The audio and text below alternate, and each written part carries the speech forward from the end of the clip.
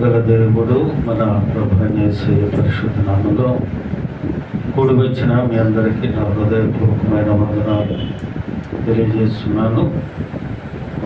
కొద్దిసేపు దేవుని మాటలు విందాం. పరిశుద్ధ గ్రంథము నుండి మొదటి యోహాను పత్రిక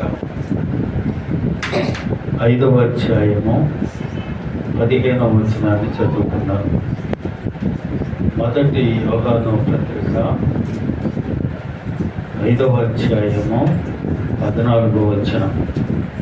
మనమేమి అడిగినను ఆయన మన మనవి ఆలకించునని మనం ఎదిగిన ఎడల ఆయనను వేడుకొనినవి మనకు కలిగినవని ఎరుగుదము. ప్రార్థన చేయండి. సర్వశక్తిమంతుడైన దేవానికి వందనాలు.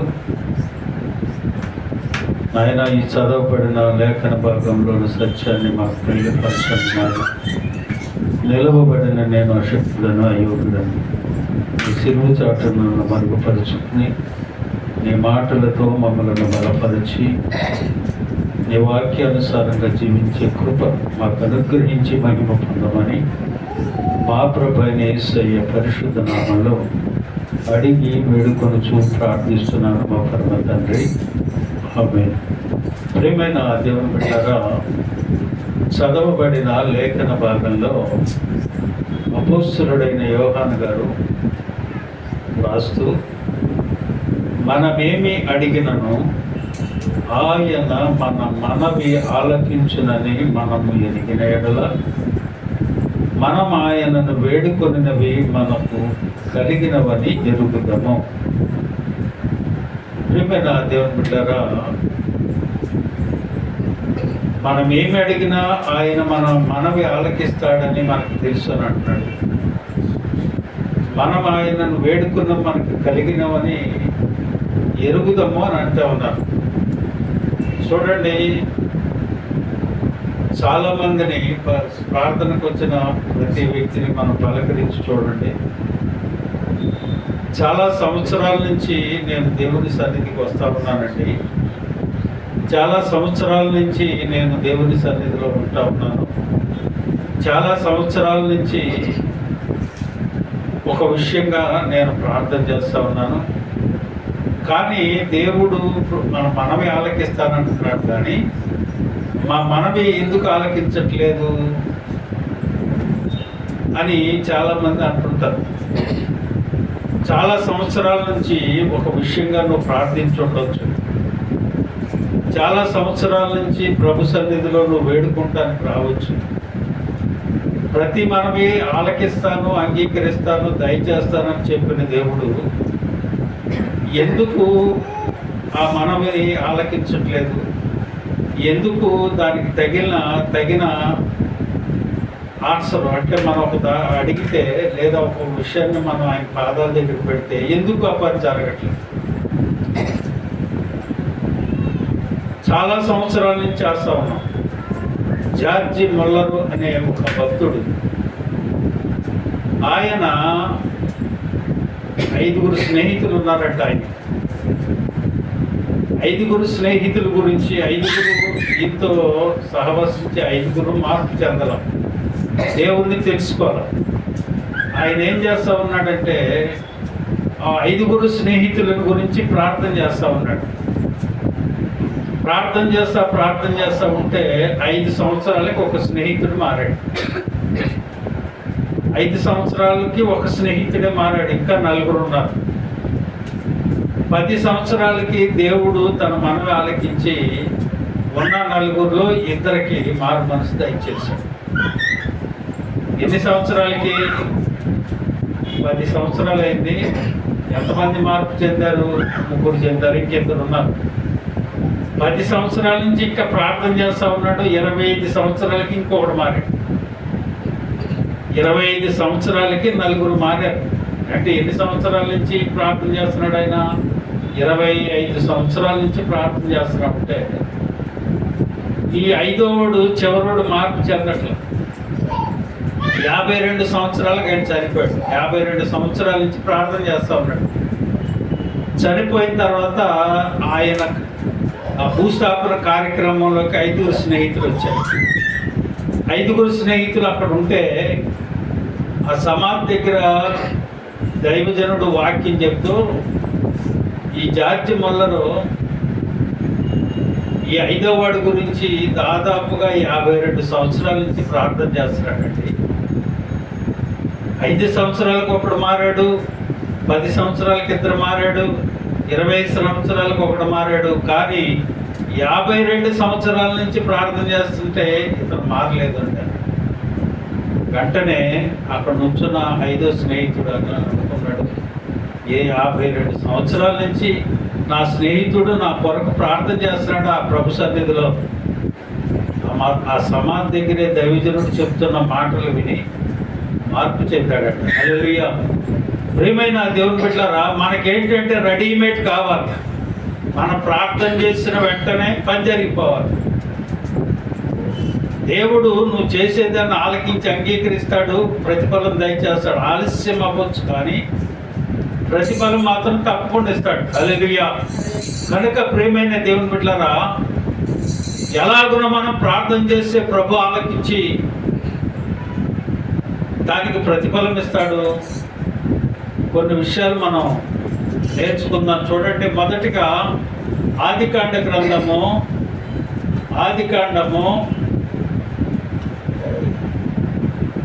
32వ అధ్యాయము 26వ వచనాన్ని చూద్దాం. ఆయన పోనిమ్మని అడగగా అతడు, నీవు నన్ను ఆశీర్వదించితేనే కానీ నిన్ను పోనీయనెను. హల్లెలూయా. ప్రియమైన దేవుని బిడ్డలారా, ఇక్కడ యాకోబు విషయంగా మనం చూస్తాం. యాకోబు ఎంత పట్టుదల కలిగి ప్రార్థిస్తున్నాడో దేవుని సన్నిధిలో చూడండి. అందరినీ, భార్య బిడ్డల్ని, ఆస్తిని, పశువులను అన్నిటిని తోలివేశాడు. ఎక్కువకు రేవి దగ్గర మిగిలిపోయాడు. ఎందుకోసం? దేవుని కోసం, దేవుని సన్నిధిలో ప్రార్థించటం కోసం. ప్రార్థన చేస్తూ ఉంటే దేవుడు వచ్చాడు, దేవుడితో పెనుగులాడుతూ ఉన్నాడు. ఒరే, తెల్లవారిపోతుంది, వదులు అని అంటూ ఉన్నాడు. ఆయన ఏమంటున్నాడు తెలుసా? నీవు నన్ను ఆశీర్వదించితేనే కానీ నిన్ను నేను వదలను అని అంటాడు. హల్లెలూయా. పట్టుదల కలిగి ప్రార్థించాలండి ప్రభు సన్నిధిలో. ఏదో నామకార్థంగా దేవుని సన్నిధికి వచ్చి ప్రార్థించుకోవటం కాదు. చాలామంది ప్రార్థన చేస్తారు. చూడండి, ఆ సైకిల్ మీద వెళ్తాను, బండి మీద వెళ్తాను, కారులో వెళ్తాను, ఆ గుడి వచ్చిన దగ్గర నుంచి ఇట్ట అనుకుంటుంటాడు. వాడు అనుకుంటాడు దేవుని మీద భక్తి. ఆడికి కూడా నామకార్థమైన భక్తి మనకు ఉండకూడదు, పట్టుదల కలిగి ఉండాలి. ఈయన అంటా ఉన్నాడు, నీవు నన్ను ఆశీర్వదించితేనే వదులుతా, లేకపోతే నేను వదలను. దేవుని సన్నిధికి వచ్చావు. నువ్వు దేనికోసం వచ్చావు? దేవుడు నిన్ను దీవించాలని, ఆశీర్వదించాలని, నీ కుటుంబాన్ని నిన్ను కాపాడాలని, ఈ లోకంలో నువ్వు ఎవలాగూ జీవించాలో సమయోచితమైన జ్ఞానం నీకు అనుగ్రహించాలని ప్రభు సన్నిధికి మనం వస్తాం, అడుగుతాను. వచ్చి ఏదో నామకార్థంగా చేసుకుని వెళ్తాం కాదు. దేని విషయంగా అయితే నువ్వు ప్రభుని అడగటానికి వచ్చావో పట్టుదలతో ప్రార్థిస్తే దేవుడు అంటాడు, నీ పేరేంటి?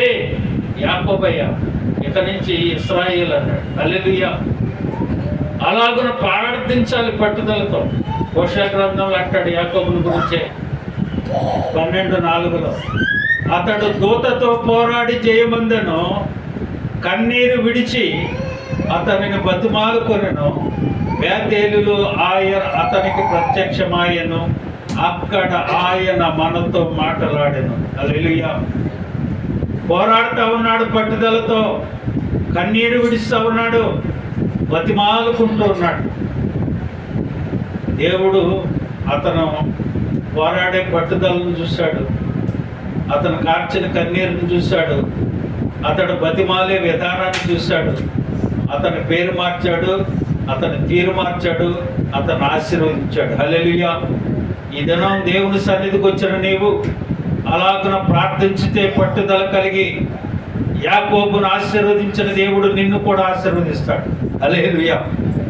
అలాగున మనం పట్టుదల కలిగి ప్రార్థించాలి. రెండవది చూడండి, తగ్గింపుతో ప్రార్థించాలి. దినవృత్తాంతాలు, 2వ దినవృత్తాంతాలు 7వ అధ్యాయము 14వ వచనం, నా పేరు పెట్టబడిన నా జనులు తమ్మును తాము తగ్గించుకొని ప్రార్థన చేసి నన్ను వెదకి తమ చెడు మార్గములు విడిచిన యెడల ఆకాశము నుండి నేను వారి ప్రార్థన విని వారి పాపం క్షమించి వారి దేశమును స్వస్థపరిచెదను. నా పేరు పెట్టబడిన నా జనులు ఏం చేయాలట? తగ్గించుకోవాలి, ప్రార్థన చేయాలి, ఆయన వెదకాలి, చెడు మార్గములు విడిస్తే దేవుడు నీ మనవి ఆలకించి నీకు ప్రతిఫలం ఇస్తాడు. హల్లెలూయా. కనుక ప్రియమైన దేవుని బిడ్డలారా, దేవుని సన్నిధికి వచ్చిన ప్రతి వ్యక్తి మొట్టమొదటిగా నీకు ఉండవలసింది తగ్గింపు జీవితం తగ్గింపు జీవితం మనకు ఉండాలి. నీవు తగ్గించుకుంటే హెచ్చించబడతావని దేవుని వాక్యం సెలవిస్తూ ఉంది. ఇద్దరు దేవుని సన్నిధిలో ప్రార్థించడానికి వెళ్ళారు. ఒకడు పరిసయ్యుడు, ఒకడు సుంకరి. పరిసయ్యుడు ప్రార్థన చేస్తూ ఉన్నాడు, అయ్యా ఈ లోకంలో ఉన్నవాడు కంటే నేనే పరిశుద్ధులాగా ప్రార్థన చేస్తా ఉన్నాడు. ఇదిగో నా పక్కన ఉన్నవాడు కంటే నేనే పెద్ద భక్తిని ప్రదర్శిస్తున్నాను అన్నాడు. 2 దినాలు వారంలో ఉపవాసాలు ఉంటున్నా, ప్రతి దానిలో 10 భాగాలు ఇస్తా ఉన్నా, అన్నీ నువ్వు చెప్పినట్టే నేను చేస్తా ఉన్నానని తను తాను హెచ్చించుకొని ప్రార్థిస్తూ ఉంటే సుఖరేమంటున్నాడు తెలుసండి, ఆకాశపై పరిలెత్తడానికైనా ఆయన సాహసం చేయక పాపినైనా నన్ను కరుణించు బాబు అని ప్రార్థన చేశాడు. హల్లెలూయా. అతడు నీతిమంతుడుగా తీర్చబడ్డాడు. అతని కంటే ఇతడు నీతిమంతుడు అన్నాడు. లోకస్వార్త 18వ అధ్యాయం మనం చదువుకుంటే అందులో కనిపిస్తుంది. తగ్గింపు జీవితం చాలా ప్రాముఖ్యం మనకి. నిన్ను నీవు తగ్గించుకొని దేవుని సన్నిధికి వస్తే, నా పేరు పెట్టబడి నా జనులు తమ్మును తాము తగ్గించుకొని ప్రార్థన చేసి వెతకి తన చెడు మార్గములు విడిస్తే ఆకాశం నుండి నేను వారి ప్రార్థన విని వారికి క్షమిస్తాను అంటా ఉన్నాడు. ప్రియమైన దేవుని బిడ్డలారా, గుర్తుపెట్టుకోండి, దేవుని సన్నిధికి ఏదో పని పాట లేకుండా రాలేదు మనం ఇక్కడికి. అన్ని పనులు విడిచిపెట్టుకొని ఇంటి విడిచేసి దేవుని సన్నిధికి మనం ఎందుకు వచ్చాం? ప్రభు పాదాల చెంత చేరటానికి, ప్రభుతో పోరాడటానికి, ప్రభువును వేడుకొనటానికి, మనల్ని మనం తగ్గించుకోవటానికి, ఆయన బతిమాలుకోవటానికి, ఆయనతో పెరుగులాడటానికి, ఆయన సన్నిధిలో పట్టుదల కలిగి ప్రార్థించడానికి మనం వచ్చాం. అప్పుడే నీకు ప్రతిఫలం దొరుకుతుంది. 3వ చూడండి, విశ్వాసముతో ప్రార్థించాలి. మత్తయి సువార్త 21వ అధ్యాయం 22వ వచనం, మరియు మీరు ప్రార్థన చేయనప్పుడు వేటిని అడుగుదురో అవి మీకు దొరికినవని నమ్మిన యెడల మీరు వాటన్నిటినీ పొందుదురని వారితో చెప్పారు. హల్లెలూయా. ఇదిగో నమ్మాలి, విశ్వసించాలి. మొదటిగా పట్టుదలతో ప్రార్థించాలి, పోరాడాలి, కన్నీరు విడవాలి, బతిమలాడుకోవాలి, నిన్ను నువ్వు తగ్గించుకోవాలి, ప్రార్థన చెయ్యాలి, ఈ చెడు మార్గములు విడవాలి. దేవుని పాదాల చెంతను పిడుగులాడితే పట్టుదల కలిగి ప్రభు అంటూ ఉన్నాడు, నిన్ను నేను దీవిస్తాను అని. ఏమంటుంది ఇక్కడ వాక్యము? మరియు మీరు ప్రార్థన చేయనప్పుడు వేటిని అడుగుదురు అవి మీకు దొరికినవని ఏం చేయాలట? నమ్మాలి. నమ్మకం చాలా ప్రాముఖ్యం మనకి. నమ్మాలి, విశ్వసించాలి, నమ్మాలి. కానాను స్త్రీ వచ్చింది, ఎన్నో చోట్లకి వెళ్ళింది, తన కుమార్తె కావలేదు. యేసు ప్రభు మార్గం కూడా వెళ్తా ఉన్నాడు. ఆయన దగ్గరికి వచ్చింది, అయ్యా నాకు సహాయం చేయి బాబు అంటే, ఆమె ఆయన దగ్గరికి వెళ్తే కంపల్సరీ తప్పక ప్రభు నా కుమార్తెకు స్వస్థత దయచేస్తాడని నమ్మింది. కనుకనే వెళ్ళి బ్రతిమాలుకున్నాను, అమ్మా నేను ఇశ్రాయేల్ ప్రజలు రక్షించడానికి వచ్చా, పిల్లల రొట్టె ముక్కలు తీసుకొని కుక్క పిల్లకి మంచిది కదా. అయ్యా ఆ పిల్లలు తిని పడేసిన ముక్కలు తినడానికైనా నేను అరుగురాలని కాదని ఆయన ఒక్కసారి ఆ ముక్కలు తినడానికైనా నాకు అర్హత కల్పించు అన్నట్లుగా తను తగ్గించుకొని దేవుని సన్నిధులు అడిగినప్పుడు, అమ్మా నీ విశ్వాసం గొప్పది, నీవు అనుకున్నట్టు జరుగుతూ వెళ్ళాడు. హల్లెలూయా. కనుక ప్రియమైన దేవుని బిడ్డలారా, దేవుని సన్నిధిలో మనం ఉన్నప్పుడు ఎలాగుండాలి? పట్టుదల ఉండాలి, పోరాటం ఉండాలి, కన్నీరు ఉండాలి, బతిపాలుకోవాలి, తగ్గించుకోవాలి, నీ చెడు మార్గాలు విడాలి, ఆయనను నమ్మాలి, విశ్వసించాలి. దేవుడు తప్పక నీకు నీ కుటుంబానికి రక్షణ దయచేస్తాడు. చూడండి, 4వది యెషయా గ్రంథము 58వ అధ్యాయము 9వ వచనం. అప్పుడు నీవు పిలువగా యెహోవా ఉత్తరమిచ్చును, నీవు మొరపెట్టగా ఆయన నేనున్నానను అనంటున్నవాడు. ఎప్పుడు మొరపెట్టాలి? ఆశతో మొరపెట్టాలి. ఒక గుడ్డి భిక్షకుడు బర్తలోమై అని ఒక వ్యక్తి ఉన్నాడు. యేసు ప్రభు ఆ మార్గం గుండా వెళ్తూ ఉంటే కేకలు వేస్తూ ఉన్నాడు ఆశతో, ప్రభు నన్ను స్వస్థపరుస్తాడని. శిష్యులు నివారిస్తూ ఉన్నారు, కానీ ఇంకా కేకలు పెడతా ఉన్నాడు. అప్పుడు ప్రభు వచ్చి, అయ్యా నువ్వేం ఆశిస్తున్నావు, ఏం చేయాలి నేను? అయ్యా నాకు చూపు దయచేయి బాబు అన్నాడు. ఆశతో కేకలు వేయాలి దేవుని సన్నిధిలో. దేవుడు నువ్వు పెట్టే మరణ ఆలకించి నీ దగ్గరికి వచ్చి నీకేం కావాలని అడుగుతాడు. అలాగే ఆసక్తితో ప్రార్థన చేయాలి. ఆసక్తితో.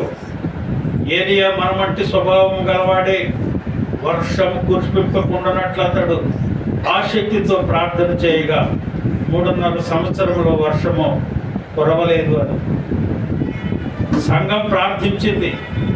పేతురు చెరసాలలో ఉన్నాడు. అపోస్తలుల కార్యాలు 12వ అధ్యాయం 5వ వచనంలో పేతురు చెరసాలలో ఉంచబడెను, సంఘం అయితే అతని కొరకు అత్యాశక్తితో దేవునికి ప్రార్థన చేయించుంటాడు. హల్లెలూయా. దైవజనుడు చెరసాలలో ఉన్నాడు. సంఘం ఏం చేస్తూ ఉంది? ఏదో రికమెండేషన్ కోసం వెళ్ళా, మా అయ్యగారు జైల్లో ఉన్నాడంటే ఆయనకి ఏ పాపం పుణ్యం తెలియదు, కొంచెం వదిలేయమని చెప్పండి అని రికమెండేషన్ కోసం వెళ్ళా. సంఘం అంతా ఏం చేస్తూ ఉంది? మార్కు అని మారు పేరు గల యోహాను తల్లి అయిన మరియ అనేకులు కూడా ప్రార్థన చేస్తూ ఉంటే ప్రభువారు మరణ విని చెరసాల పునాదులు కదిలించాడు. హల్లెలూయా. కనుక ప్రియమైన దేవుని బిడ్డలారా, ఆశ అత్యాశ ఉండాలి. దేవుని మీద ఆశతో అత్యాశక్తితో ప్రార్థిస్తుంటే ప్రభువు దైవజనుడిని తీసుకొచ్చి ఎక్కడైతే వారు ప్రార్థన చేస్తూ ఉన్నారో అక్కడికి తీసుకొచ్చి, చూడండి, ఆశ అందరికీ ఉంటుంది. ఒక ఆమె దైవజనుడి దగ్గరికి వచ్చి అడిగిందంట. ఆమె ఎప్పటి నుంచో దాదాపు 10 సంవత్సరాల నుంచి దైవజనుడుతో సహా సంఘం ఎక్కడన్నా బయట కోటాలు పెడతా ఉన్నా, సువార్త ప్రకటనలైనా, ఇంకా 24 గంటలు సంఘంతో ఈయనతో పాటు ఆ 4 స్త్రీలతో పాటు ఏం కూడా బయలుదేరి వెళ్తూ ఉందంట. ఒక రోజున దైవజనుడి దగ్గరికి వచ్చి అంటుందంట, ఇన్ని సంవత్సరాల నుంచి మీ దగ్గర నేను ఉంటా ఉన్నానయ్యా, ఇన్ని సంవత్సరాల నుంచి మీరు ప్రార్థన చేస్తున్నారు నా భర్త మారాలని. 10 సంవత్సరాల నుంచి ప్రార్థన చేస్తున్నా నా భర్త మారట్లేదు అయ్యగారు, దీనికి గల కారణం ఏంటి? ఇంతగా మనం ప్రార్థన చేస్తూ ఉన్నాం, మన సంఘంలో ఎక్కడ ప్రార్థనలు ఉన్నా మనం చేసుకుంటా ఉన్నాం, అన్ని చోట్ల నా యజమానుని గురించి ప్రార్థన చేస్తూ ఉన్నాం, ఎందుకు మారట్లేదు మా ఆయనని అడిగి. దైవజనుడు అన్నాడట, ముందు నువ్వు మారేవా అన్నాడు. ఎవరో ఏమన్నాడు? ముందు నువ్వు మారేవా అన్నాడు. అదేంటంటే 10 సంవత్సరాల నుంచి నీ వెనకాల నేను పరిచయకి వస్తా ఉంటే నువ్వు మారేవా అంటావేంటి? ఫస్ట్ నాకేగా నువ్వు ప్రార్థన ఇచ్చేది, ఫస్ట్ నాకేగా ప్రార్థన చేయమనో, నువ్వు లేకపోతే వాక్యం చెప్పమనే చెప్తావు, ఇప్పుడేంటి మారేవా అని అంటున్నావు అని అంటాడు. ఇంతకు విషయం ఏంటంటే సంఘాన్ని విడిచిపెట్టి ఈమె ఇంటి దగ్గర భార్య భర్తని పిల్లల్ని విడిచిపెట్టి ఈమె సేవను తిరుగుతావు. అప్పుడు దేవజీవనుడు చెప్పాడట, అమ్మా ఒక మాట, తీతు పత్రిక 2వ అధ్యాయం 4వ వచనం తీయండి ఒకసారి అందరూ. తీతు పత్రిక 2వ అధ్యాయము 4వ వచనం. యవ్వన స్త్రీలు తమ భర్తలకు లోబడి ఉండి తమ భర్తలను శిశువులను ప్రేమించువారును స్వస్థ బుద్ధి గలవారును పవిత్రులను ఇంట ఉండి పని చేసుకుని వారును మంచివారును ఉండవలనని.